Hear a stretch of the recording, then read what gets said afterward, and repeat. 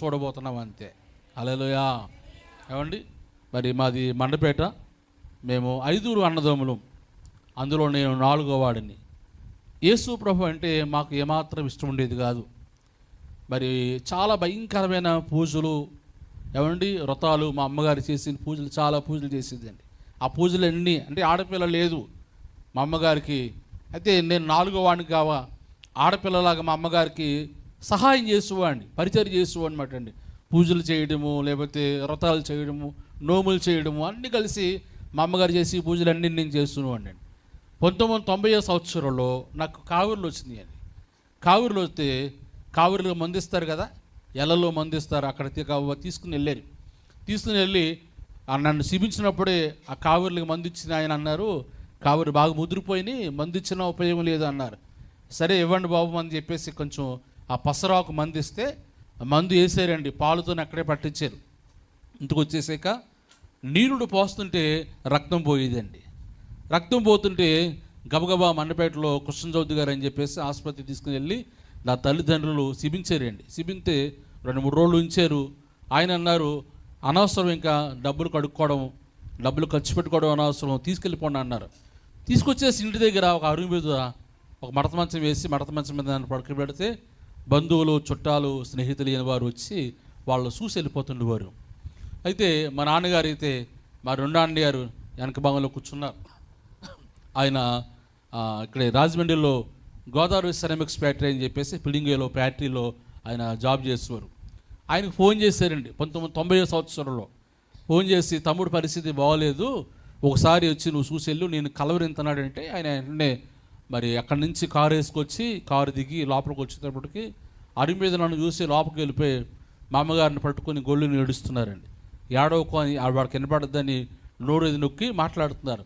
ఇంకా టైం లేదంటున్నారు, రోజులే అంటున్నారు అని చెప్పేసి అంటే, లేదు అలాగ అనొద్దు, నాకు తెలుస్తున్న డాక్టర్ గారు ఉన్నారు, నేను తీసుకుని వెళ్ళి ఆయన వద్దంటే నేను తీసుకొచ్చి మీకు అప్పచెప్పేస్తానంటే, మా అమ్మగారు నాన్నగారు ఇప్పటికే చాలా డబ్బులు ఖర్చు పెట్టాం బాబు, ఇంకా డాక్టర్లు వద్దన్నారంటే మీరు అలాగ అనొద్దు అని ఆ చేతుల మీద ఎత్తుకొని కారులో వెనకాల సీట్లో పడుకోబెట్టుకుని రాజమండ్రి తీసుకొచ్చారండి. తీసుకొచ్చి ఆ డాక్టర్ గారికి మా అన్నయ్య గారికి స్నేహం.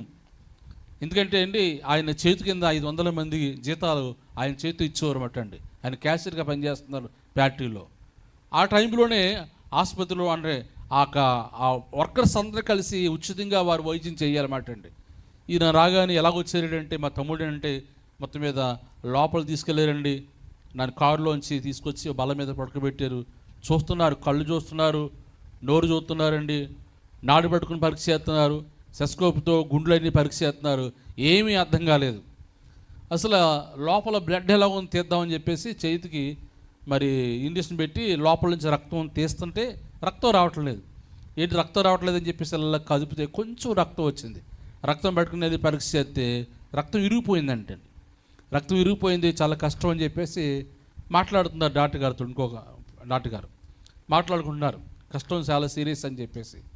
అయితే ఇంకొక ఆయన వచ్చి అసలు బాడీ ఎలా ఉంది చూద్దాం, అసలు బాడీ పొజిషన్ ఎలా ఉంది చూద్దాం అని వాళ్ళు మాట్లాడుకుని ఆ బల్ల మీద ఉన్న వాడిని లోపల తీసుకుని వెళ్ళి మిషన్లన్నీ పెట్టి లోపల చూస్తున్నారండి.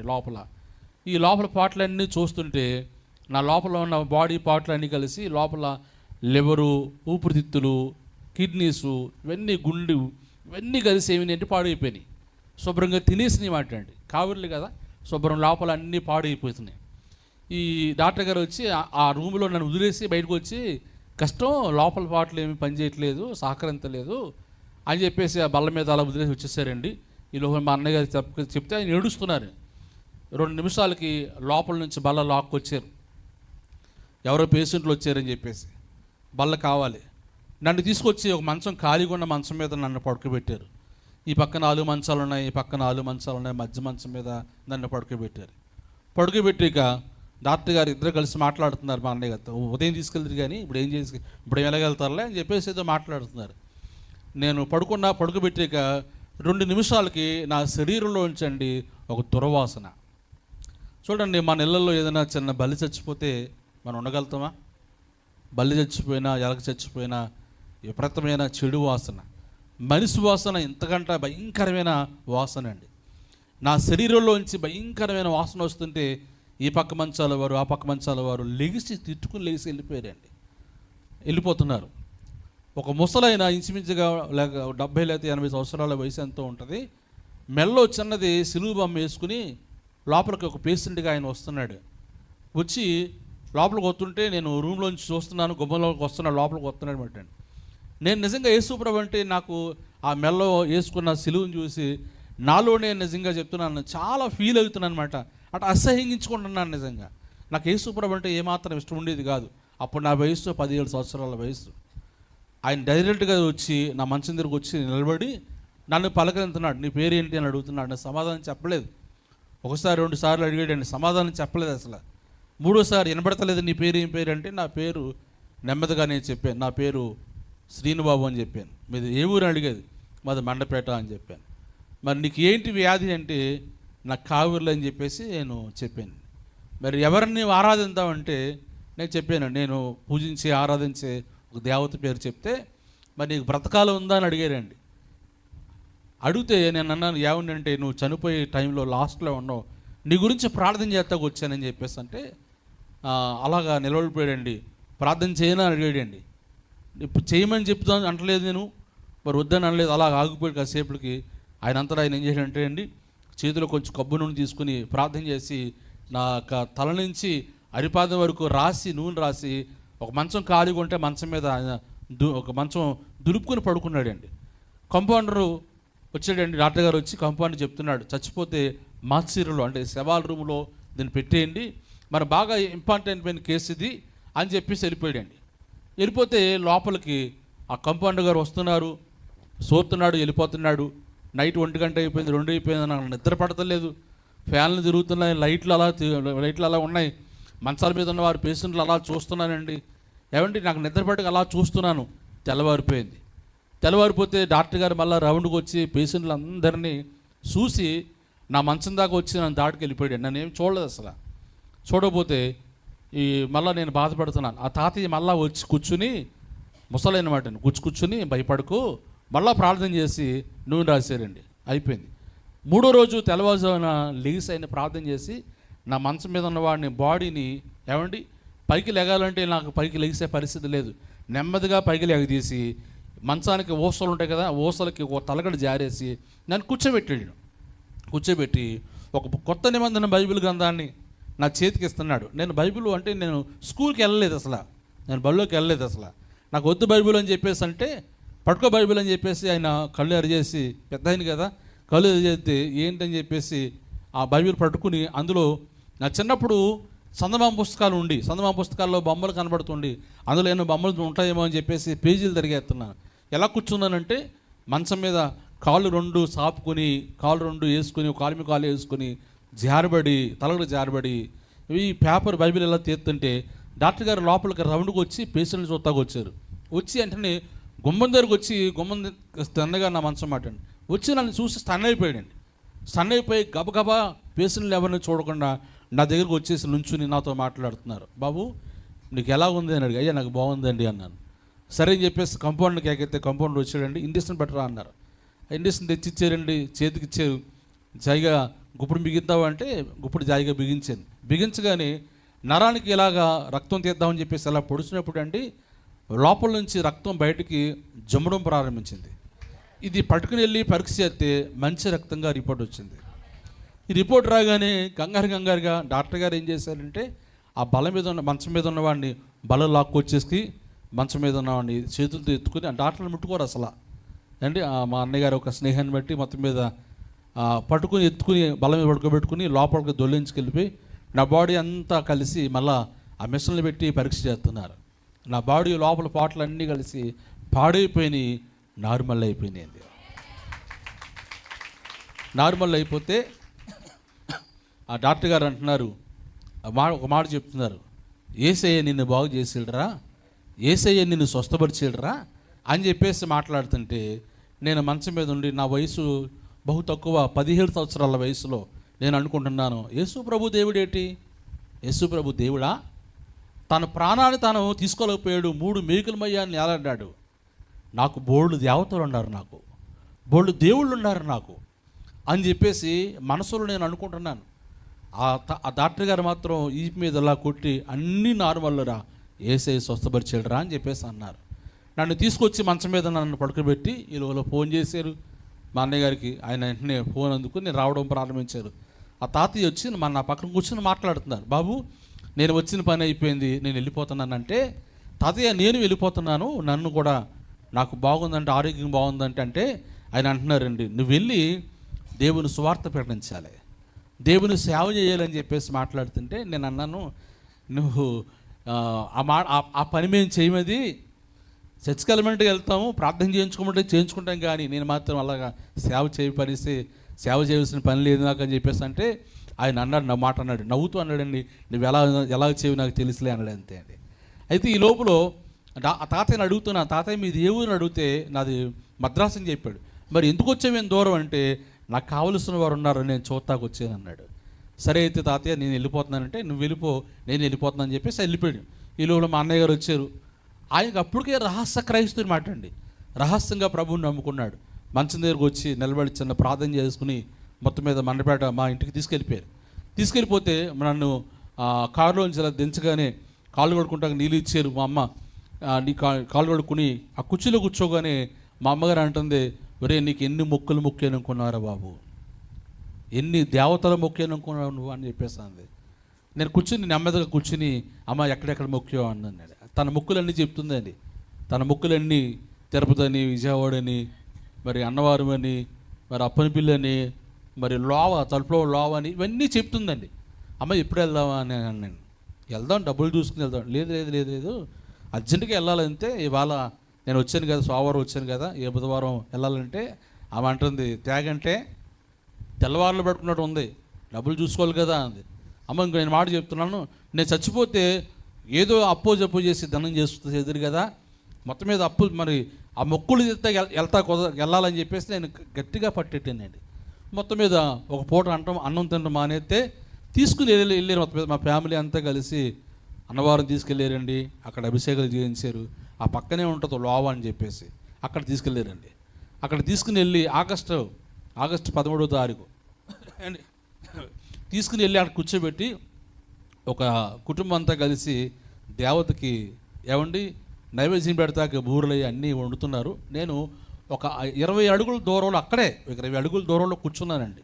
కూర్చుంటే ఒక స్వరం నాతో మాట్లాడుతుంది.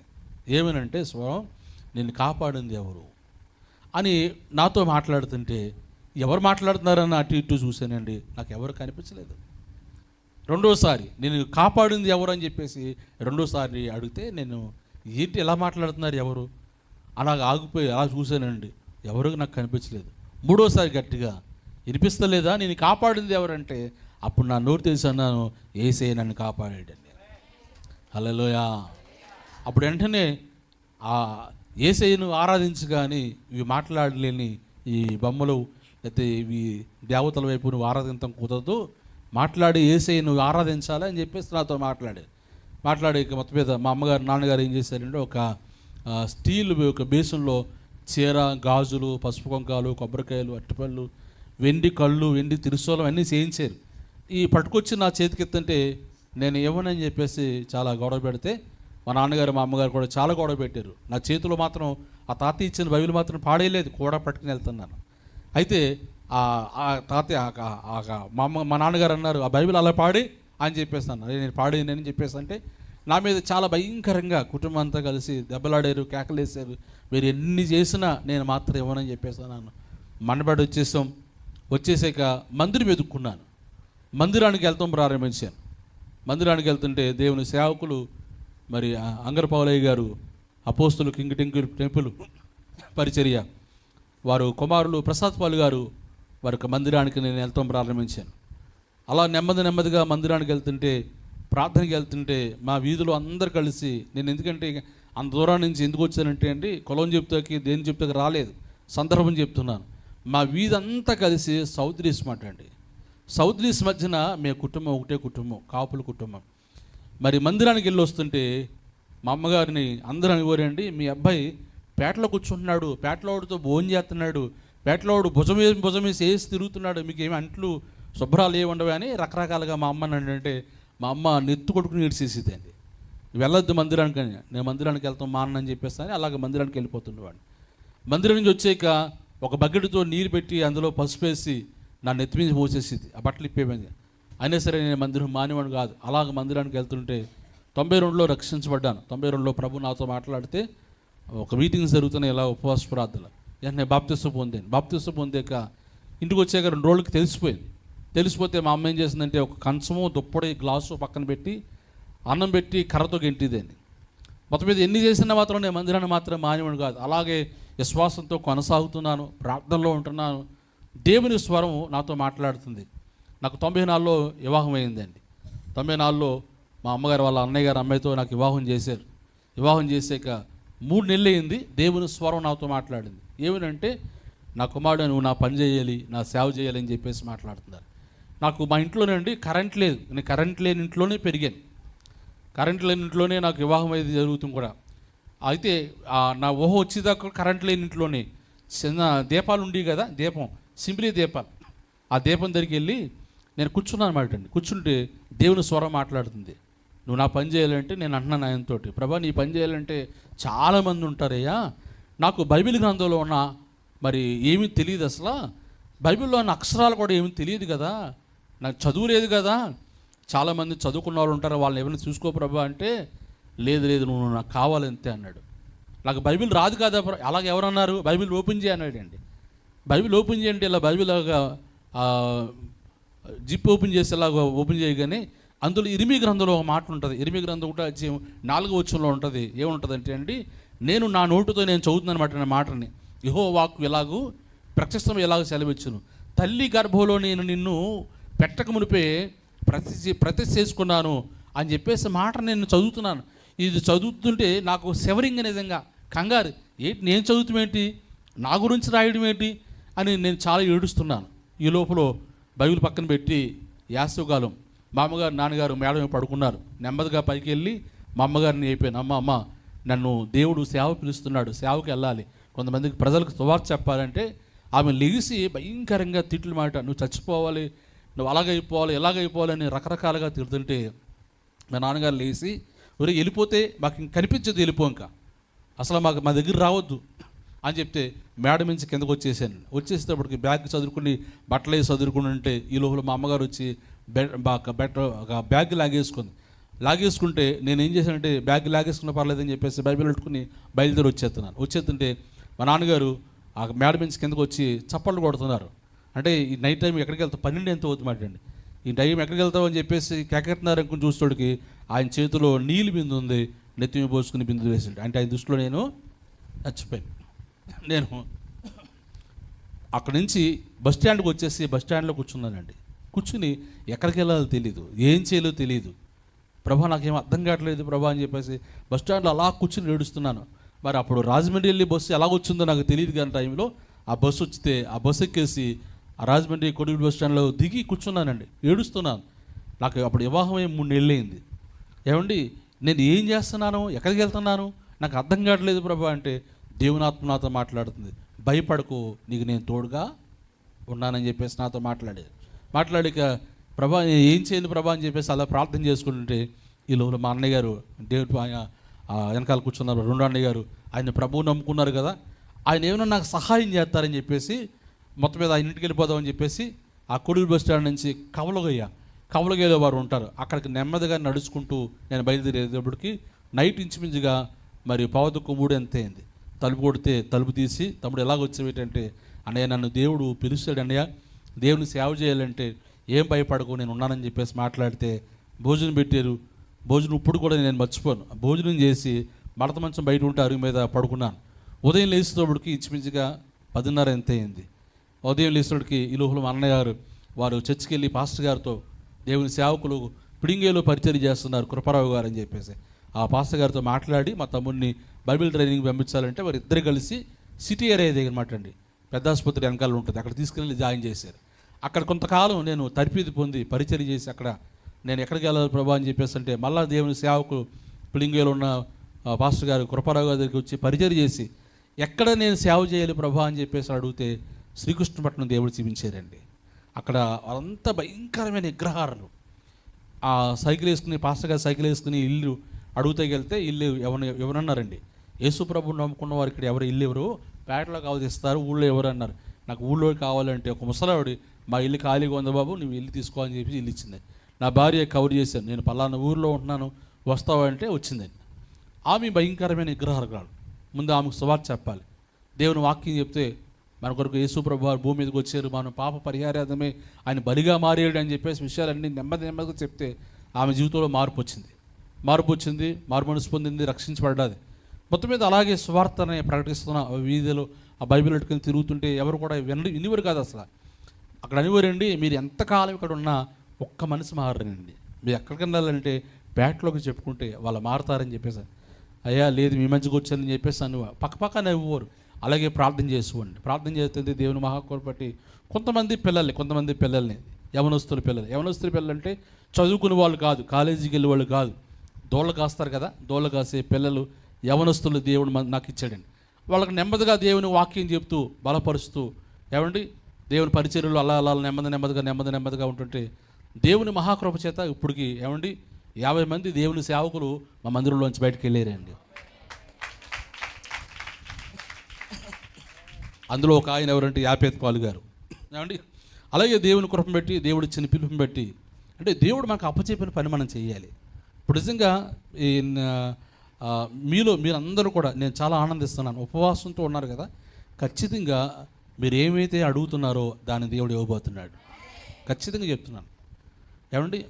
ఎందుకంటే మన ఉపవాసంతో ప్రార్థన చేస్తే ప్రార్థన ఆలకించే దేవుడే అండి. హల్లెలూయా. మరి నేను నిజంగా అలాగే ప్రార్థన చేసేవాడిని, ప్రభువుని అడిగేవాడిని, ప్రభువుని స్తుతించేవాడిని అండి. అయితే ఒకసారి అయితేనండి నేను మాట చెప్తున్నాను, నేను కూడా వచ్చిన మందిరం కట్టాలని చెప్పేసి మందిరాన్ని కడుతున్నప్పుడు మందిరం కట్టేవండి. స్లాబ్ దాకా వచ్చి అంటే గుమ్మం దాకా వచ్చాక ఆగిపోయింది. స్లాబ్ అంటే గుమ్మం నుంచి గోడ పైకి లేపాలి, స్లాబ్ వేయాలి. ప్రార్థన చేస్తున్నాం. అలా ప్రార్థన చేస్తుంటేనండి ఉపవాసం ఉంటూ, అంటే నేను ఒక ఆమె అండి, ఒక విశ్వాసి, మా చర్చలో విశ్వాసి బ్రాహ్మణ ఆవిడ సువార్త చెప్తే మారు మనసు పొందింది, రక్షించబడ్డది, సేవకు వెళ్ళిపోయింది. ఆవిడ హైదరాబాద్లో సేవ చేస్తుంది. అప్పుడప్పుడు వస్తుంది. ఆవిడ ఏం చేస్తుంటేనండి వచ్చి 4 రోజులు నా దగ్గర ఉంటుంది. వచ్చేసి ఏం చేస్తుందంటే 4 రోజులు ప్రేయర్లో ఉంటుంది.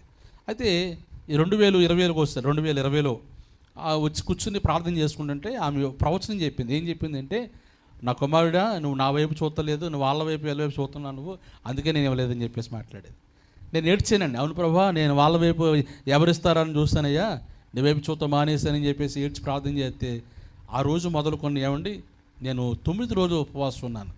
9 రోజులు ఉపవాసం ఉంటే ఒక చిన్న కుటుంబం నా స్నేహితుడు మాట్లాడండి, ఎంతైతే మందిరానికి కావాలో ఆ మందిరానికి 9 రోజులు తెచ్చి వెళ్ళిపోయాడండి. స్తోత్రం చెల్లిందాం. హల్లెలూయా. ఇలాంటి కార్యాలు, ఎన్నో కార్యాలు, ఆశ్చర్య కార్యాలు అండి, ఊహించలేని కార్యాలు, గొప్ప కార్యాలు. దేవుని సన్నిధిలో నువ్వు ప్రార్థనాపూర్వకంగా ఉన్నావు అనుకోండి, నువ్వు ప్రార్థన చేస్తే దేవుడు కార్యం చేయబోతున్నాడు. హల్లెలూయా. ఒక మాట అంటాడు, 145వ కీర్తన 18వ వచనంలో అంటాడండి. మాట ఒకసారి చదువుతారు. అది 145వ కీర్తన 18వ వచనం. బైబిల్ ఉన్నవారు త్వరగా బైబిల్ తీసి మాటని చదివి, తనకి మొరపెట్టి వారు అందరికీ, ఇక్కడ చాలా చక్కటి మాట ఉంది, తనకు మొరపెట్టి వారు అందరికీ అన్నాడు. తర్వాత నిజముగా మొరపెట్టి వారు అందరికీ, అంటే ఇక్కడ ఏముంది చెప్పండి, మొర్రపెట్టి వారు అందరికీ అన్నాడు. తర్వాత అంటే మొరపెడతాం ఏంటి, నిజంగా మొరపెడతాం ఏంటి. హల్లెలూయా. 2 అర్థాలు ఉన్నాయి. అంటే మామూలుగా మనం చేసే ప్రార్థన అండి, మామూలుగా చేస్తాం కదా అమ్మా, మామూలుగా ప్రార్థన చేస్తుంటాం. అదే నిజంగా కన్నీరు కాచి ప్రార్థన చేయి. ప్రభు కార్యం చేస్తాడు చేయడా? ఖచ్చితంగా కార్యం చేస్తాడు. అంటే దానికి ఉదాహరణగా నేను మాట చెప్తున్నాను. ఉదాహరణగా నా జీవితంలో జరిగిన కార్యం చెప్తున్నాను. నాకు పాప బాబు పుట్టారండి. అయితే పాప ఇంచుమించుగా 9వ నెల మందిరం కడదామని చెప్పేసి మందిరం పాడైపోయింది. అంటే తాటాక మందిరం అట్టండి, చిన్న మందిరం కట్టాం.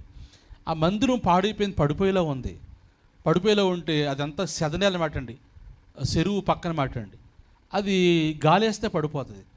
నాకు ఒక ఆశ కలిగింది. ఏంటంటే నా బంధువులు చాలామంది ఉన్నారు కదా, వాళ్ళ దగ్గరికి లేదని అడిగితే బాగుంటుంది అని చెప్పేసి నా ఆలోచనతో మా పాపని భుజం మీద వేసుకుని మా పాస్టర్ గారిని అడిగి ఒక పాలు చేసేది కాదు తీసుకుని శనివారం బయలుదేరాను, సోమవారం బయలుదేరి బంధువులందరి ఇళ్ళకి, గృహాలందరి ఇళ్ళకి వెళ్ళి, ఏమండి ఆ మందిరం కట్టుకుంటున్నాం అంటే పిల్లల్ని చూసన్నా ఇస్తారేమని చెప్పేసి, ఏమండి ఏమన్నా సహాయం చేయమంటే ఎంత వచ్చిందంటే 135 రూపాయలు వచ్చిందండి. ఎంత? 135 రూపాయలు. అవి తెచ్చి ఏమండి పిల్ల ఏడుస్తుంటే నా ఏలు పెట్టి ఉండండి, ఆ ఏలు జూకి పడుకునేది ఎలాగా, ఏమంటే అంటే చెప్తున్నానంటే అది తీసుకొచ్చేసి ఆ పాస్టర్ గారికి ఇచ్చానండి. శనివారం సాయంత్రం ఇచ్చాక కూర్చొని ఏడుస్తున్నాను. 135 రూపాయల మందిరంలో బలిపీఠం దగ్గర పెట్టి ఏడుస్తున్నాను. అంటే అమ్మా మాట చెప్తాను ఆగనండి. ఇప్పుడు ఈ టైల్స్ మీద ఒక నీళ్ళు చుక్క పడ్డది ఇంకో ఉంటుంది, కాసేపటికి గాలికి లేదా ఫ్యాన్కి ఆరిపోతుంది, ఏమండి. అదే మట్టి మీద అలికిన దాని మీద ఒక చుక్క పడ్డది అనుకోండి, ఉంటుందా ఉండదా ఏమండి? లోపల నీరు శమాయింపు కనిపించదు కానీ ఇంకిపోయి అలాగే 2-3 రోజులు ఉండిపోద్ది. నేను అలా కూర్చుని ఏడుస్తూ ప్రార్థన చేస్తున్నాను. ఈ కళ్ళలోంచి ఏమండి 2 చుక్కలు పడ్డాయి. ఈ కళ్ళలోంచి ఒక చుక్క పడ్డది.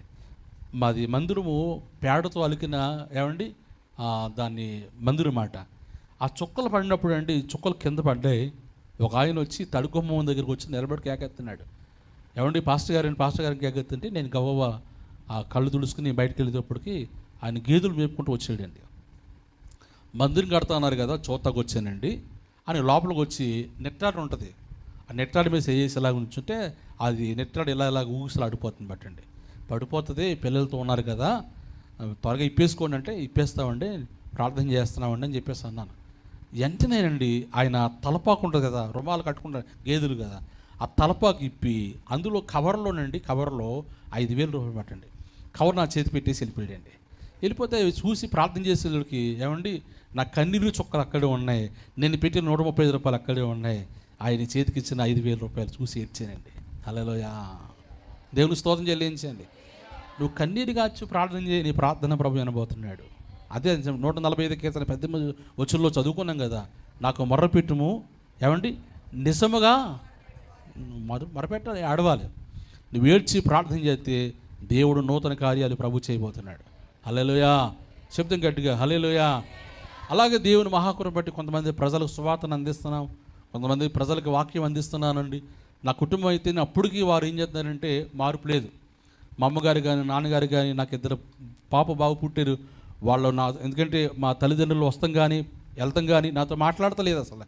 ప్రార్థన చేస్తూ అని, ప్రభా నా కుటుంబాన్ని కాపాడు, ప్రభా నా కుటుంబాన్ని రక్షించు ప్రభా అని ప్రార్థన చేస్తున్నాను. దేవుడు ప్రార్థన ఆలకిస్తున్నాడండి. ఏమండి మరి మొత్తం మీద 2001లో నేను 95 వెళ్ళిన నాటికి 2000 సంవత్సరంలో మా అమ్మగారు చూద్దామని వచ్చి 2 రోజులు ఉండిపోయింది. 2 రోజులు ఉండిపోతే ఆమెకు నిద్రపోకుండా నేను దేవుని మాటలే చెప్పానండి. హల్లెలూయా, దేవుని మాటలు అలా నెమ్మదిగా చెప్తే లూదియా హృదయం తెరిచినట్టుగా ఆమె హృదయాన్ని తెచ్చాడు. హల్లెలూయా. ఆమె అంది, నేను కూడా ప్రభువుని నమ్ముకోవాలనుకుంటున్నాను బాబు అంది. అయితే మరి ఖచ్చితంగా మరి వారం అక్కడి నుంచి రాలే కాబట్టి నెలకోసారి రామంటే నెలకోసారి మా నాన్నగారు తెలియకుండా వచ్చి కూర్చుని వాక్యం విని వెళ్ళిపోతుండేది. అలా వాక్యం విని వెళ్ళిపోతుంది. నెమ్మదిగా ప్రార్థన చేస్తున్నాం అండి. కొంతకాలానికి నాకు బాప్తిసం కావాలంది. బాప్తిసం ఇచ్చాను. ఈ బాప్తిసం ఇచ్చాకేనండి మరి నెల ఖచ్చితంగా వచ్చి బలలో పాలు పొందాలంటే చాలా ప్రార్థన చేసుకునేది. అయితే నెల వచ్చి ఈ సంస్కారాన్ని తీసుకుని ప్రార్థన చేసుకుని వెళ్ళిపోతుండేది. 2006లో ఏమైందంటే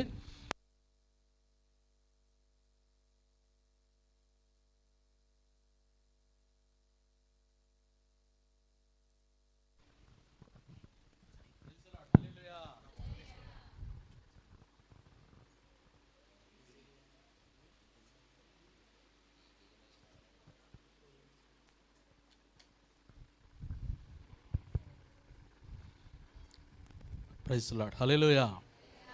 టైఫాయిడ్ జ్వరము కావూరులో వచ్చినాయి మా అమ్మగారికి. మండపేట ఆసుపత్రిలో పెట్టారు. వెంటనే తెల్లగానే నేను మా అన్నయ్య కలిసి గబగబా వెళ్ళి చూసినప్పటికీ మాట్లాడారు, బాగానే ఉందని చెప్పేసి అన్నారు. సాయంత్రం దాకా ఉన్నామండి. సాయంత్రం నైట్ ఏదో ప్రేయర్ ఉంటే వచ్చేసాను. నైట్ ఆమెకు సీరియస్ అయితే అక్కడి నుంచి రాజమండ్రి ఎపెక్సీ ఆసుపత్రిలో జాయిన్ చేశారన్నమాట అండి. ఉదయాన్నే ఫోన్ చేశారు, రాత్రి సీరియస్ అయితే ఎపెక్సీ ఆసుపత్రిలో పెట్టాం అమ్మని, మరి అక్కడ రండి అని చెప్పేసి అంటే మా కుటుంబం అంతా మా అన్నయ్య గారు, మా నాన్నగారు, మా అన్నయ్యలు అందరూ అక్కడే ఉన్నారండి. అయితే గవ్వ వెళ్ళేటప్పటికి మా అమ్మగారి పరిస్థితి ఎలా ఉందంటే సీరియస్గా ఉంది. కష్టం అంటున్నారు, లాభం లేదంటున్నారంటే వెళ్ళి గవ్వ డాక్టర్ గారిని వెళ్ళి కలిస్తే, అండి మా అమ్మగారిని బతికించండి, మమ్మల్ని కాపాడండి అంటే ఆయన అన్నారు, ఐసీలో జాయిన్ చేస్తాం తట్టుకుంటారా అంటే, అయ్యా జాయిన్ చేయండి తట్టుకుంటామంటే, రోజుకి 10,000 వరకు ఖర్చు పెడతారంటే ఖర్చు పెడతామని చెప్పేసి అన్నాను. మొత్తం మీద జాయిన్ చేశారండి ఐసీలో. నైట్ 1 గంట దాకా ఉన్నాం. నైట్ 1 గంటకి అంటే ప్రతిరోజు తెల్లవారుజామున ప్రార్థన జరుగుతుంది మందిరంలో. అయితే నేను ఏం చేశానంటే మా రెండో అన్నగారికి చెప్పి, అనే నేను ఉదయం వస్తాను ప్రేయర్ చూసుకుని వస్తానంటే సరే అని చెప్పేసి అని బండి వేసుకుని ఇంటికి వచ్చానండి. వచ్చేటోడికి బండి స్టాండ్ వేస్తున్నాను లోపల, ఎక్సెల్ బండి స్టాండ్ వేస్తుంటే లోపల ఇంట్లో అప్పుడు సెల్ ఫోన్లు ఏమి లేవు, ల్యాండ్ ఫోన్లు ఉండి, ల్యాండ్ ఫోన్ రింగ్ అవుతుంది. నైట్ ఇంచుమించుగా 1:15 ఎంత అవుతుంది. ఏంటి ఈ టైంలో ఫోన్ రింగ్ అవుతుందని చెప్పేసి ఫోన్ ఎత్తితే మా అన్నయ్య గారు వాళ్ళ స్నేహితుడు మాట్లాడుతున్నాడు, మీ అమ్మగారు మీరు ఇక చచ్చిపోయింది, ఆ బాడీని ఏం చేయాలి, మరి మండబాడి వచ్చేస్తావు నువ్వు అలాగా, అయితే నువ్వేదో ఇచ్చేవాడు కదా, యేసు ప్రభు ఏదో మతం ఇచ్చేవాడు కదా అని చెప్పేసి అంటున్నారు. అయ్యా వాళ్ళకి తెలియదు కదా నేను వస్తున్నానని చెప్పేసి ఫోన్ పెట్టేసి గవ్వ ఎపెక్సీ ఆసుపత్రి తెలియదేపటికి మా కుటుంబం అంతా కూర్చుని ఏడుస్తున్నారు. మా నాన్నగారు, మా అన్నయ్యలు, మా వదిన గారులు, తమ్ముడు, భార్య అందరూ గల్లుని ఏడుస్తున్నారు ఆ మెట్ల మీద. నాకు కూడా చాలాసేపు ఏడ్చానండి. ఏడుస్తుంటే జాయిగా నెమ్మదిగా పక్కకి వెళ్ళి మా అన్నయ్య గారితో మాట్లాడుతున్నాను. అన్నయ్య, అమ్మ మరి ప్రభువు నమ్ముకుంది, రక్షణ పొందారు కదా, ఐసీలో ఉంది బాడీ, ఇంకెవలేదు కిందకి, మరి మీరు ఒప్పుకుంటే సమాధి కార్యక్రమం జరిగిందారి మా నాన్నగారిని ఒప్పించానంటే పక్కకి వెళ్ళి కేకేసి మా నాన్నగారిని అడుగుతున్నారు, మరి ఇలాగ అమ్మ ప్రభువు నమ్ముకుందండి, రక్షణ పొందింది, మరి మీకు తెలుసో తెలియదో, మరి ఇలాగ సమాధి కార్యక్రమం జరిగిందా అంటే ఆయన ఒప్పుకోలేదు. నేను హిందూ ప్రకారంగా చేయాలి కానీ అలా చేస్తాక వీల్లేదని ఖచ్చితంగా మాట్లాడారు. నైట్ ఇంచుమించుగా 3 గంటలకి. అయితే అలాగే కూర్చుని ఏడుస్తున్నాం. డాక్టర్ గారు ఉదయం 6 గంటలకు వస్తారన్నమాట అండి. ఏడుస్తుంటే కాసేపటికి మళ్ళీ 4 గంటలకి మళ్ళీ వెళ్ళి పక్కకి వెళ్ళి, అలా కాదు అమ్మ అంటే మీకు చాలా ఇష్టం కదా, మరి ఎలాగండి అంటే మొత్తం మీద ఆయన మనసు అన్నారు, మీ ఇష్టం వచ్చినట్టు చేయండి, మళ్ళీ మీ ఇష్టం చేయండి చెప్పేసి అన్నారు. మీకు అభ్యంతరం లేకపోతే చేస్తారని చెప్పేసి అంటే సరే మీరు అలా చేయండి అంటే డాక్టర్ గారు వచ్చారు. బాడీని ఐసీలో ఉన్న బాడీ 4 అంతస్తులో ఉంది, ఆ కిందకి లిఫ్ట్లో దించారండి. కారు కట్టించుకొని కారులో శవాన్ని పెట్టుకుని వచ్చేసాం. వచ్చాక ఇంచుమించుగా సిమెంట్ రోడ్డు మీదే శవాన్ని దించుతున్నాం. మా నాన్నగారు నాతో మాట్లాడుతున్నారు. అప్పటికి 11 సంవత్సరాలు అయింది నాతో మాట్లాడి, టెంట్ ఏదైనా పురవాయించు, బంధువులు వస్తారు కదా అని చెప్పేసి అన్నారు. అలాగే అండి అని చెప్పేసి అని బాడీని శవాన్ని కిందకి దించి లోపల మందిరంలో తీసుకెళ్తుంటే మా నాన్నగారు అంటున్నారు, మందిరంలోకి వద్దు, చచ్చిపోయిన శవాన్ని మందిరంలో పెట్టకూడదు, ఎందుకంటే కాసేపుడికి, ఎందుకంటే మైలు పడుతుంది, అలాగెలాగ అంటారు, తర్వాత నువ్వు ఇబ్బంది పడతావు, మేము వెళ్ళిపోతాం కాసేపుడికి అన్నారు. ఏముండదండి అని చెప్పేసి శవాన్ని లోపల తెచ్చి మరతమంచం మీద పడుకోబెట్టి అలా గోడకి నేను జారబడి కూర్చున్నాను. ఈ లోపల మేము 5 మగపిల్లలమే ఏండి, 5 కోడలు కూర్చుని ఏడుస్తున్నారు. మా అమ్మగారు, వారు అక్కలు, అలాగే చెల్లెళ్ళు, వారి బంధువులు అందరూ కూర్చుని ఏడుస్తున్నారు. అందరూ వచ్చేసారండి. సంఘబిడ్డలు అందరికీ తెలిసిపోయింది, ఉదయం 5కి వేడైంది. అయితే నేను అలా గోడకు జారబడి అలా కూర్చుని ఏడుస్తున్నాను, ప్రార్థన చేస్తున్నాను నెమ్మదిగా. సంఘబిడ్డలు అందరూ వచ్చి నా పక్కన కూర్చుని నన్ను ఓదార్చాలి, అయ్యో పాస్టర్ గారు వాళ్ళ అమ్మగారు చనిపోయింది కదా, మన అందరూ పని మానేసి అక్కడ ఉండాలని చెప్పేసి పాపం ఆడవారు మగవారు అందరూ వచ్చేసి ఆ పక్కన నా పక్కకే కూర్చున్నారన్నమాట అండి. అయితే అలా కూర్చుని అలా నెమ్మదిగా ఏం చేస్తానంటే 7 గంటలకి 7 గంటలు 7 గంటలకు వచ్చింది బాడీ.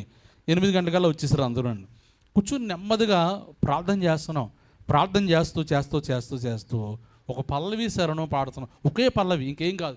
ఆ పల్లవి శరణం అలా పాడుతున్నప్పుడు ఏమండి ఆ బంధువులు అందరికీ వచ్చి వాళ్ళు అనుకుంటున్నారు, ఏంటి చచ్చిపోయిన శవం కాడ ఈ పిచ్చి పాటలు ఏంటి, ఈ పాటలు ఏం అర్థమవుతలేదని చెప్పేసి రకరకాలుగా అనుకుంటున్నారు. మా మావయ్య ఒక ఆయన వచ్చి ఒక గట్టిగా కేకేశాడు.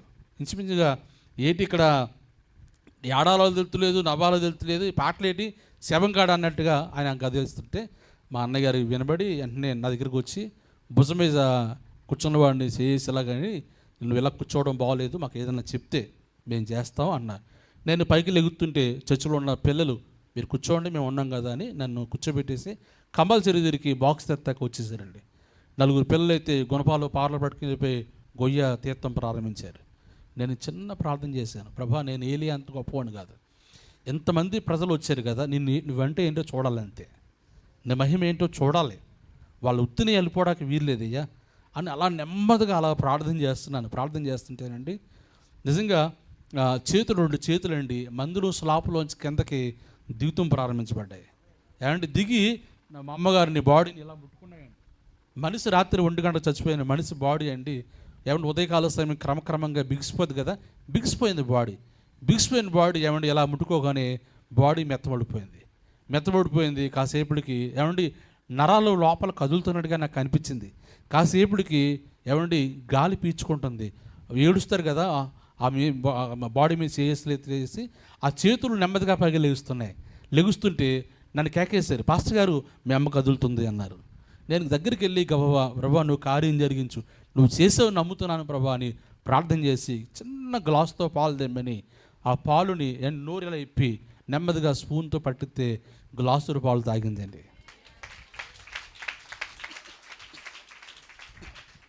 ఇంకో గ్లాస్ కూడా తీసుకొచ్చారు, ఆ గ్లాస్ కూడా ఇస్తే నెమ్మదిగా పట్టిస్తే ఆ గ్లాస్ కూడా తాగింది. తాగాక మా అన్నయ్య, మా పెద్దన్నయ్య గారు, మా తమ్ముడు వీళ్ళందరూ వచ్చి అంటున్నారు, నిజంగా అమ్మ బ్రతుకుతే ఇప్పుడే మేము ప్రభువుని నమ్ముకుంటాము, బాప్తిసాలు పొందుతామని వాళ్ళు మాట్లాడుతారు. కంగారు పడకండి, ప్రభువు చేస్తాడని చెప్పేసి అన్నారు. ఈ లోపల ఊళ్ళో మరి లోకల్ డాక్టర్ గారు ఉంటారు కదా, ఆయన వెళ్ళి తీసుకొచ్చారు. ఏమన్నా కొంచెం మనిషి ఉబ్బిపోయింది కదా, నీళ్లు పోతే కొంచెం మంచిగా పొట్ట తేలికవుతుంది, కొంచెం చూడండి అంటే అయ్యా నా వల్ల కాదు అని ఆయన వెళ్ళిపోయాడు. సరే అని చెప్పేసి కొంచెం కబ్బు నూనె అమ్మని ప్రార్థన చేసి పొట్ట మీద ఇలా రాసేటప్పటికండి బట్టల్లో నీళ్ళు అయిపోయింది. ఏమండి నీళ్ళు అయిపోయాక కంటి చూపు వచ్చింది.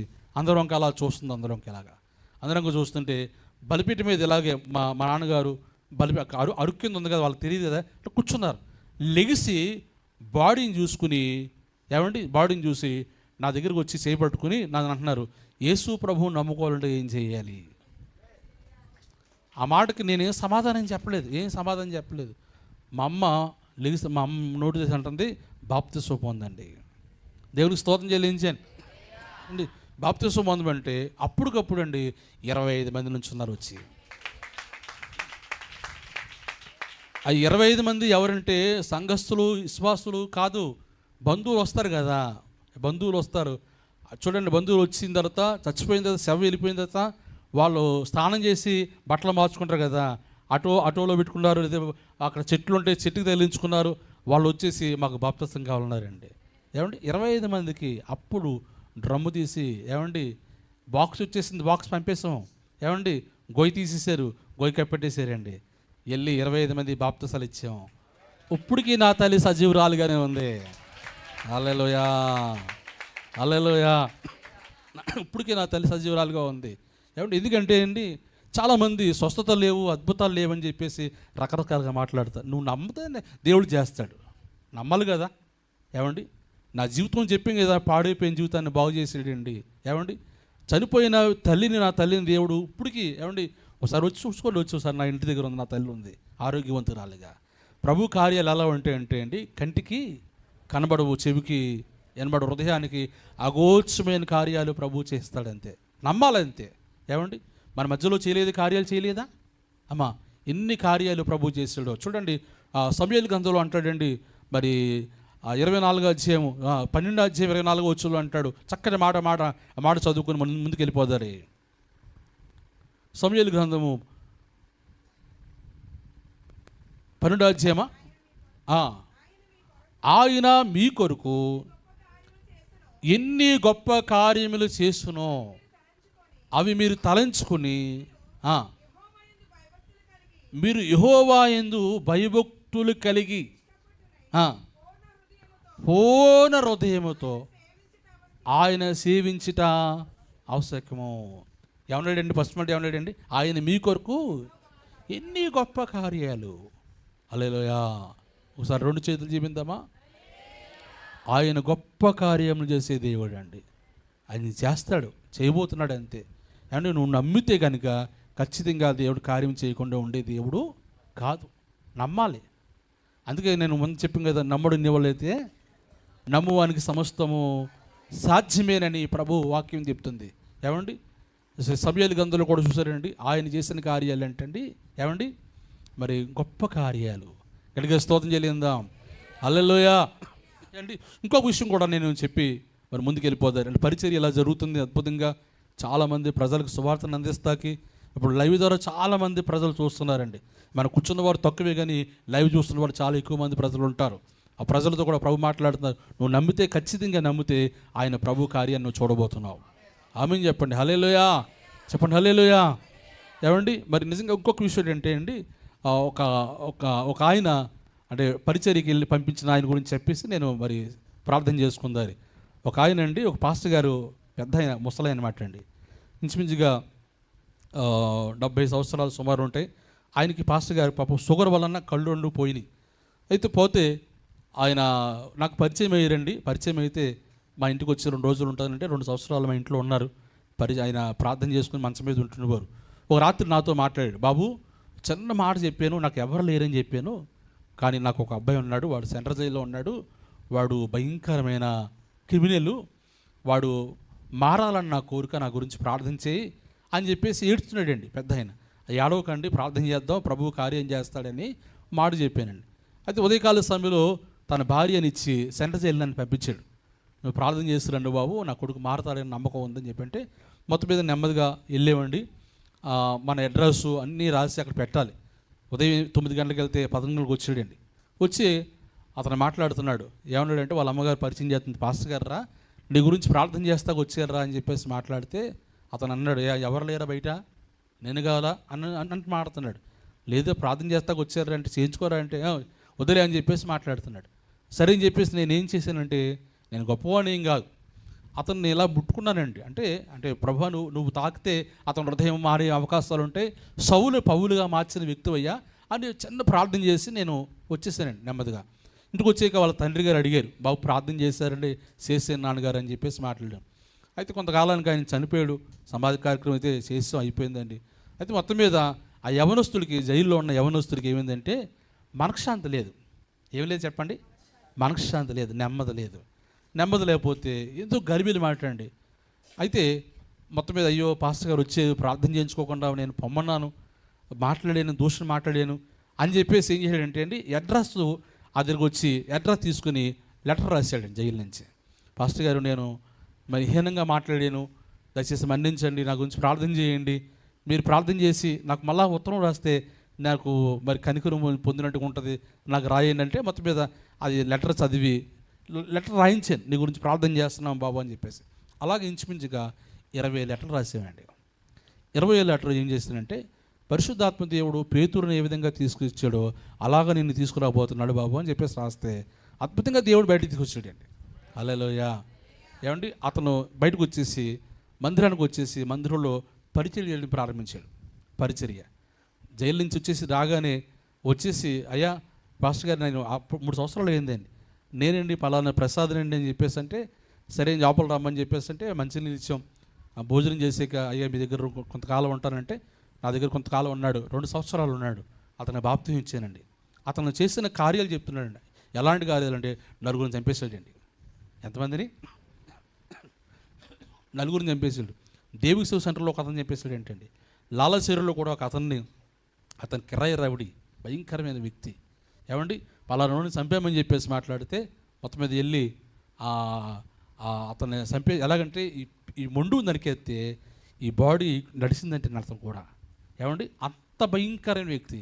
అతను సువార్త ప్రకటించి, ఏమండి, బాప్తిసం ఇచ్చి అభిషేకించి సేవకు పంపించాం. హల్లెలూయా. అంటే మన గొప్పతనం కాదు, దేవుని ఆత్మ. కనుక పరిశుద్ధాత్మ దేవుడు ఆలోచించండి. మనం ఎలాగ ఉండాలంటే అండి, మనం ఆలోచించండి, గొంగల పురుగులా ఉన్నామనుకోండి అవసరం లేదు. ఏమండి, గొంగల పురుగులా జీవితం ఉన్నదనుకోండి ప్రభుకు అవసరమా?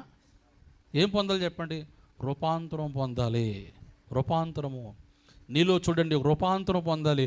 ఒక చీతాకోక చిలకగా చూడండి, గొంగల పురుగు జీవితం అలాగా ఉన్నదనుకోండి, అది ఏమాత్రం కూడా ఉపయోగం చెప్పండి? దాన్ని ఎవరన్నా ఇష్టపడతారా? ఒకవేళ ఆలోచించండి, మన ఇంటి దగ్గర మన గోడ మీద గొంగల పురుగు ప్లాస్టిక్ ఎక్కడ పెట్టుకుంటామా? ఒకవేళ గొంగల పురుగు ఏదైనా కనిపించగానే ఏంటి ఒళ్ళంతా అదిలాగా ఫీల్ అయిపోయి దాన్ని ఏం చేస్తాం అంటే ఒక పొల మొక్క తెచ్చి గుచ్చేసి పట్టుకొచ్చి డైరీలో పడేమా? ఏమండి, అది చాలా ఏడుస్తుందంటండి. చాలా ఏడ్చి ఏం చేస్తుందంటే గోడ మూలకు పోయి, ఏమండి, ఇసుక ఏడ్చినట్టుగా ఏడుస్తుందంటండి. ఏడ్చి 21 రోజు ఉపవాసం ఉంటుందంట. ఎన్ని రోజులండి? 21 రోజు అలాగే ఉపవాసంతో ఉండి ఏడ్చాక ఏమండి అందులో ఏముందండి, గొంగళి పురుగు అంతా అది బూజులా మారిపోయి ఏమండి అందులోంచి చిన్న పురుగు బయటకు వస్తుందంటండి. ఆ పురుగుకి దేవుడు రెక్కలు ఇవ్వబోతున్నాడు. హల్లెలూయా. అప్పుడు దాకా ఏం తింది చెప్పండి, అది అప్పుడు దాకా ఏం తింది? ఆకులు, పసరాకులు తింది అని కదా, పసరాకులు తిని బతికింది. కానీ అప్పటి నుంచి ఏం తాగుతుంది చెప్పండి అది? ఏమండి ఈ పుష్పాల్లో పుడద్దు కదా, ఇది కాదులే అండి, పుష్పాల్లో పుడద్దు మకరంధ్రాలు తాగుతుంది అది నిజంగా. హల్లెలూయా. రూపాంతరం పొందాలి, నీ జీవితం మార్చబడాలి. నువ్వు మార్చబడకుండా నువ్వు అలాగ వచ్చి కూర్చుని ఎంతకాలం వచ్చి కూర్చున్నా ఉపయోగం లేదు. ఏమండి ప్రభువుకు నువ్వేం చేయాలి చెప్పండి? ఒక రూపాంతరం పొందే వ్యక్తిగా ఉండాలి. ఈ ఉపవాస ప్రార్థనలు ఏమండి 12 రోజులు ఎంత భారంతో నిజంగా ఏమండి మీరందరూ ఉపవాసం ఉన్నారు. దేవుడు అన్న ఉపవాసం ఉన్నాడు, వాళ్ళతో పరిచర్యలో ఉన్నవారు అందరూ ఉపవాసం ఉన్నారు. ఏమండి దేని గురించి అంటే ఒక కొత్త రూపాంతరం పొందాలి. ఆమని చెప్పండి. ఒక కొత్త అనుభూతులు పని వెళ్ళాలి మనం. ఏమండి సాయంకాలం వస్తున్న సేవకులు, ఘనమైన సేవకులు మన మధ్యకి దేవుడు పంపించబోతున్నాడు. హల్లెలూయా చెప్తాం, హల్లెలూయా. కనుక మనం ఏం చేయాలంటే అండి ఒక కొత్త రూపాంతరం పొందాలని తెలియజేస్తున్నాను, దేవుని అభిషేకం పొందాలని తెలియజేస్తున్నాను. ఒకసారి అందరూ లేచి నిలబెడతారా? అందరూ లేచి నిలబెడదాం, అందరూ లేచి నిలబెడదాం, ప్రార్థన చేద్దాం, చిన్న ప్రార్థన చేసుకుందాం. అందరూ కూడా స్తోత్రాలు చెల్లిందాం. అందరూ కూడా అమ్మ అందరూ కూడా లేచి నిలబెడదాం, లేచి నిలబెడదాం, స్తోత్రాలు చెల్లిందాం, స్తోత్రాలు చెల్లిందాం. అందరూ అలాగే స్తోత్రాలు చెల్లిందాం. దేవుని సన్నిధిలో 2 చేతులు పైకి చూపించి, చేతులు 2 పైకి చూపించి స్తోత్రాలు చెల్లిందాం. Hallelujah, praise the Lord, hallelujah, hallelujah, hallelujah, praise the Lord, hallelujah. అందరూ కూడా స్తోత్రాలు చెల్లిందాం. ఇంకా చేతులు చూపించాలి, స్తోత్రాలు చెల్లించాలి. దేవుని సన్నిధిలో స్తోత్రాలు చెల్లిందాం, స్తోత్రం చెల్లిందాం, స్తోత్రం. Hallelujah, hallelujah, praise the Lord, hallelujah, hallelujah, hallelujah, hallelujah, praise the Lord, hallelujah. ఇంకొంచెం స్వరం మనకున్న స్వరంతో ప్రభుని స్తుతించాలి. దేవుని ఆత్మ మన మధ్యలో సంచారం చేస్తుంది, పరిశుద్ధాత్మను సంచారం చేయబోతున్నాడు. ఆయన నిన్ను తాకబోతున్నాడు, నిన్ను దర్శించబోతున్నాడు. ఒక నూతనమైన రూపాంతరాన్ని ప్రభు చూడాలనుకుంటున్నాడు ఆయన. స్తోత్రం, స్తోత్రం, స్తోత్రం. Hallelujah, hallelujah, hallelujah, hallelujah, praise the Lord, hallelujah, హల్లెలూయా. స్తోత్రం, స్తోత్రం, హల్లెలూయా, హల్లెలూయా. అందరూ ఒక నిమిషం అలాగే స్తోత్రాలు చెల్లిందాం, స్తోత్రాలు చెల్లిందాం, స్తుతిందాం. అందరూ కూడా స్తుతిందాం.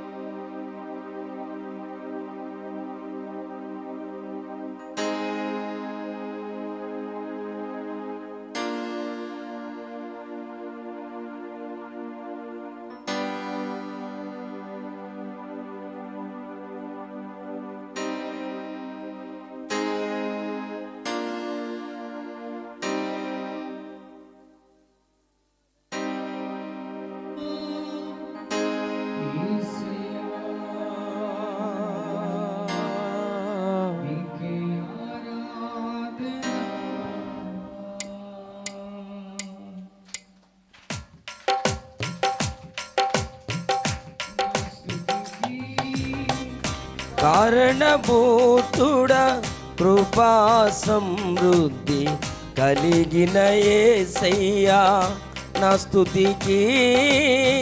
కారణభూతుడ కృపా సమృద్ధి కలిగిన యేసయ్యా సజీవ సాక్షి నీ కార్యములను ప్రకటించెదను ప్రజలందరిలో. సజీవ సాక్షినే ప్రకటించెదను ప్రజలందరిలో నా స్తుతికి. కారణభూతుడ కృపా సమృద్ధి కలిగిన యేసయ్యా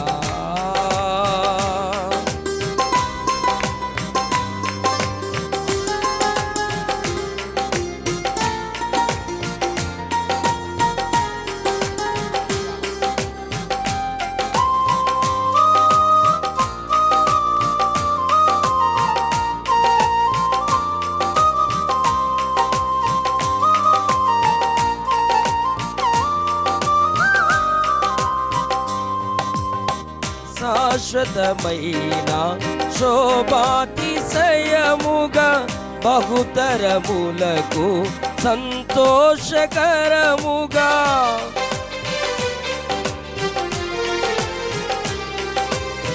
శాశ్వతమైన శోభాతిశయముగా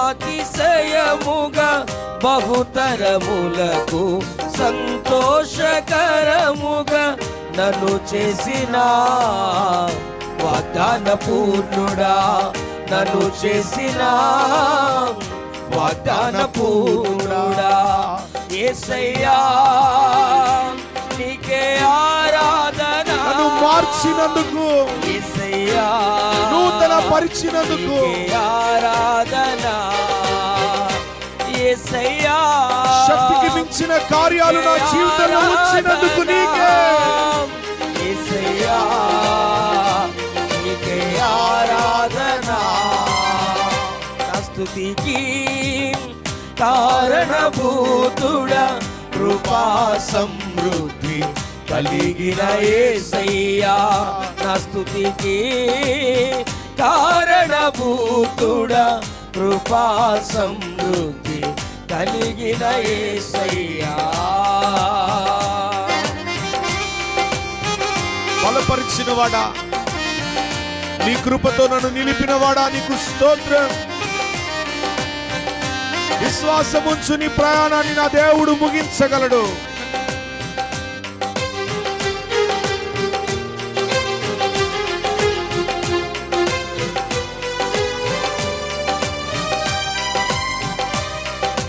తనువంత నీకే, బ్రతుకంత నీకే, నాదంత నీవే, సర్వము నీవే. అప్పగించుకో. తనువంత నీకే, బ్రతుకంత నీకే, నాదంత నీవే, సర్వము నీవే. ఈ లోకములో నాశ నీవే, ఈ లోకములో నాశ నీవే. యేసయ్యా నీకే ఆరాధన. అందరూ యేసయ్యా అందరూ మోకరిద్దాం. అందరూ మోకరించండి, అందరూ మోకరించండి. జ్ఞాపకతో మోకరించండి. అలాగే చప్పట్లు కొడుతూ సేవకులు మీ దగ్గరికి రాబోతున్నారు, ఆమేన్. మిమ్మల్ని అభిషేకించబోతున్నారు. దేవుడు మిమ్మల్ని ఒక రూపాంతరపు అనుభవంలో నడిపించబోతున్నారు. సేవకుల చేతులు వేస్తూ ఉండగానే చెల్లి మోకరించి మోకరించి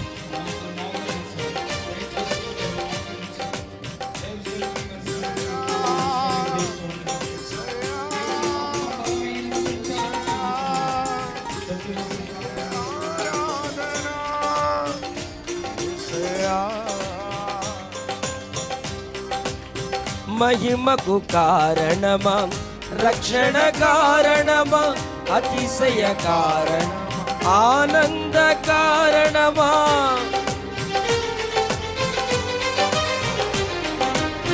మహిమకు కారణమా, రక్షణ కారణమా, అతిశయ కారణమా, ఆనంద కారణమా, దీవెన కారణమా, నా స్తోత్ర కారణమా, దీవెన కారణమా, నా స్తోత్ర కారణమా.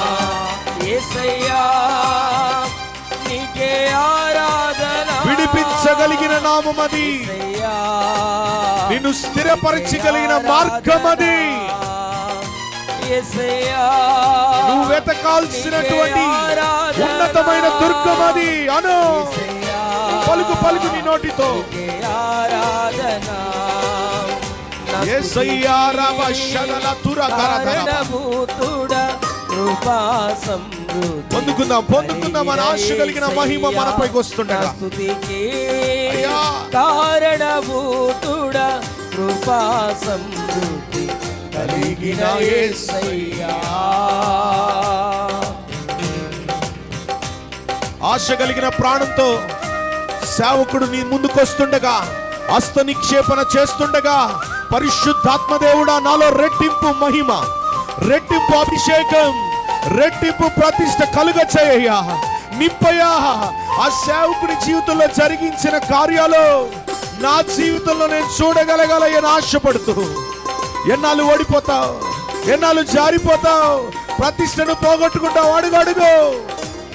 మహిమకు కారణమా, రక్షణ కారణమా, అతిశయ కారణమా, ఆనంద కారణమా.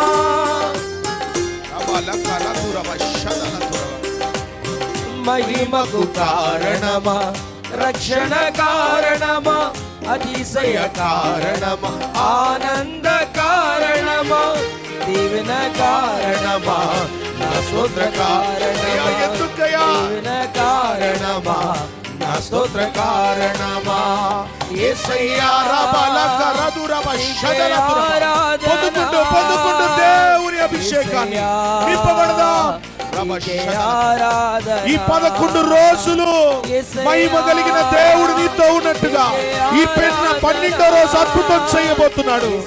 నయం అనుకున్న ప్రతి దుష్టత్వం 7వసారి మునిగినప్పుడే జరిగింది.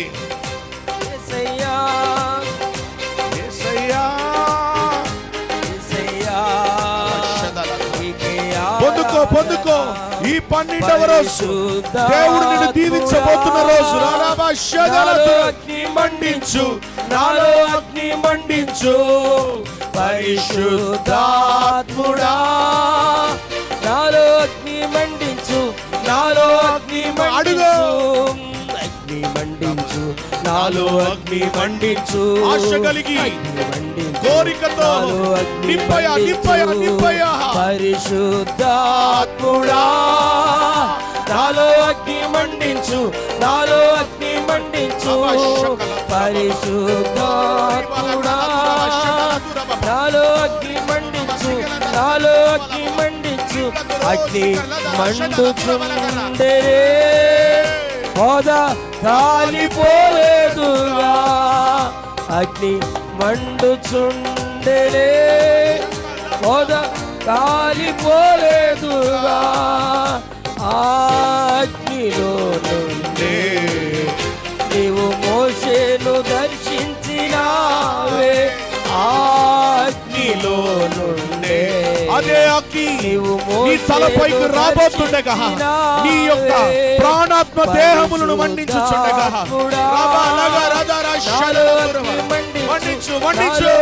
మండించు.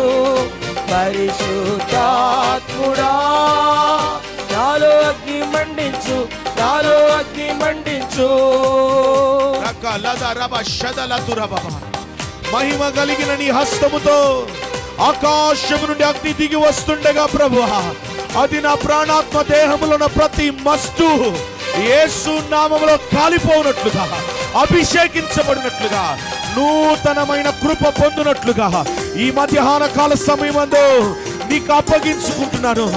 ఎన్ని రోజులు ఓడిపోతానయ్యా, ఎన్ని రోజులు పడిపోతానయ్యా, ఎందుకయ్యా నా జీవితం ఇలాగైపోతుంది? రోషము కలిగిన దేవుని బిడ్డగా ఇది మొదలుకొని ఆత్మశరీరము నీకే అర్పించుచున్నారయ్యా, ప్రాణ ఆత్మశరీరము నీకే అర్పించుచున్నారయ్యా. నీ ఆత్మవరములతో నన్ను అలంకరించుమయా, నీ ఆత్మవరములతో నన్ను అలంకరించుమయా. ప్రాణ ఆత్మ శరీరము నీకే అర్పించుచున్నానయ్యా, ప్రాణ ఆత్మ శరీరము నీకే అర్పించుచున్నానయ్యా. నీ ఆత్మవరములతో నన్ను అలంకరించుమయా, నీ ఆత్మవరములతో నన్ను అలంకరించుమయా, నన్ను అలంకరించుమయా, నన్ను అభిషేకించుమయా, నన్ను అలంకరించుమయా, నన్ను అభిషేకించుమయా, నన్ను అలంకరించుమయా, నన్ను అభిషేకించుమయా, దిగి వస్తున్నాడు, నూతన పరుస్తున్నాడు, అనుభవాన్ని నీలో స్థాపిస్తున్నాడు. నన్ను అలంకరించుమయా, నన్ను శక్తితో నింపుమయా, నన్ను అలంకరించుమయా, నన్ను శక్తితో నింపుమయా. పరిశుద్ధాత్ముడా పరిశుద్ధాత్ముడా పరిశుద్ధాత్ముడా, నాలో అగ్ని మండించు, నాలో అగ్ని మండించు. పరిశుద్ధాత్ముడా నాలో అగ్ని మండించు, నాలో అగ్ని మండించు. అగ్ని మండుచుండేనే పొద కాలిపోలేదుగా, అగ్ని మండుచుండేనే పొద కాలిపోలేదుగా. ఆ అగ్నిలో నుండే నీవు మోషేను దర్శించినావే. నన్ను దర్శించు అయ్యా. కుటుంబం పని సమస్త మొదలుపెట్టి మందిరానికి వచ్చానయ్యా. కడుపు కట్టుకున్నానయ్యా. నాకు తెలిసిన దానికన్నా ఎక్కువ చేయడానికి ఇష్టపడ్డానయ్యా. నన్ను ఈ రోజు మండించు, రూపాంతరపరచు. నాలో అగ్ని మండించు, నాలో అగ్ని మండించు. పరిశుద్ధాత్ముడా నాలో అగ్ని మండించు, నాలో అగ్ని మండించు. పరిశుద్ధాత్ముడా నాలో అగ్ని మండించు, నాలో అగ్ని మండించు. అదిగో ఆయన అభిషేకం, ఆయన సన్నిధి నాలో అగ్ని మండించు, నాలో రేపడానికి, బలపరచడానికి, నూతనమైన అభిషేకంతో నింపడానికి నీ పైకి దిగి వస్తుండగా నోరు తెరిచి అలంకరించుమయా, నన్ను శక్తితో నింపుమయా, నన్ను అలంకరించుమయా, నన్ను శక్తితో నింపుమయా, నన్ను అలంకరించుమయా, నన్ను శక్తితో నింపుమయా, నన్ను అలంకరించుమయా, నన్ను శక్తితో నింపుమయా, నన్ను అలంకరించుమయా, నన్ను శక్తితో నింపుమయా, నన్ను అలంకరించయ్యా. ఈ మధ్యాహ్నం ఒక ఘనమైన అభిషేకంతో ఇది మొదలుకొని ఇక పాత జీవితం లేదు, పాత ప్రవర్తన వద్దు, పాత అభిషేకం వద్దు అయ్యా. ఆ విశ్వాసం నాలో ఒక ఘనమైన కృప, ఒక ఘనమైన అభిషేకం ఇది మొదలుకొని, ఇది మొదలుకొని నింపు నింపు నింపు. నన్ను అలంకరించుమయా, శక్తితో నింపుమయా, నన్ను అలంకరించుమయా, నన్ను శక్తితో నింపుమయా, నన్ను అలంకరించుమయా, నన్ను శక్తితో నింపుమయా. నింపయా నీ అభిషేకంతో, నీ మహిమతో, నీ సన్నిధి ఘనమైన కృపతో నన్ను నింపు. నువ్వు అడుగుచుండగానే నీ పరిస్థితిని మార్చగలడు, నీ జీవితాన్ని మార్చగలడు. పరిశుద్ధాత్ముడా నాలో అగ్ని మండించు, నాలో అగ్ని మండించు. పరిశుద్ధాత్ముడా పరిశుద్ధాత్ముడా నాలో అగ్ని మండించు, నాలో అగ్ని మండించు, నాలో అగ్ని మండించు, నాలో అగ్ని మండించు, నాలో మండించయ్యా.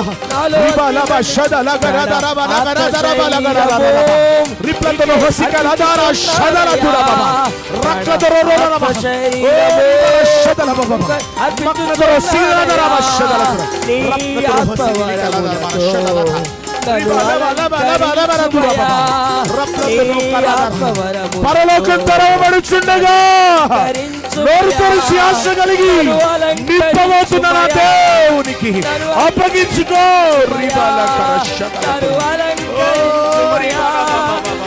శక్తితో నింపుమయా, నన్ను అలంకరించుమయా, నన్ను శక్తితో నింపుమయా, నింపయా. నాకు వేరే గమ్యం లేదయ్యా, నాకు వేరే ఆశ లేదయ్యా. నా ప్రాణాత్మ దేహంలో నీ పాదముల దగ్గర బలిగా పెడుతుండగా అయ్యా ప్రాణాత్మకంగా మార్చబడినట్లుగా నింపయా, నన్ను నింపయా. శక్తితో నింపుమయా, నన్ను శక్తితో నింపుమయా, నన్ను శక్తితో నింపుమయా.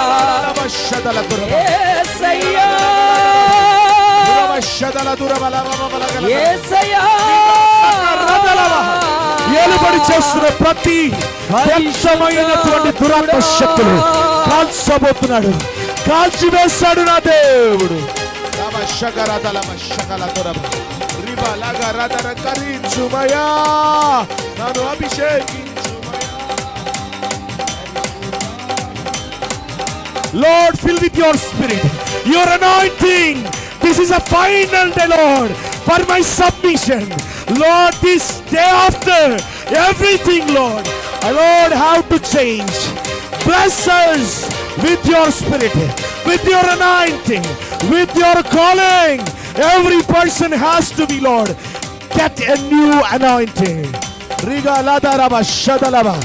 Submit yourself, my, oh, submit my everything, my master. Bless with your spirit, bless with your anointing. Lord, change every situation in my life. I never want to fall.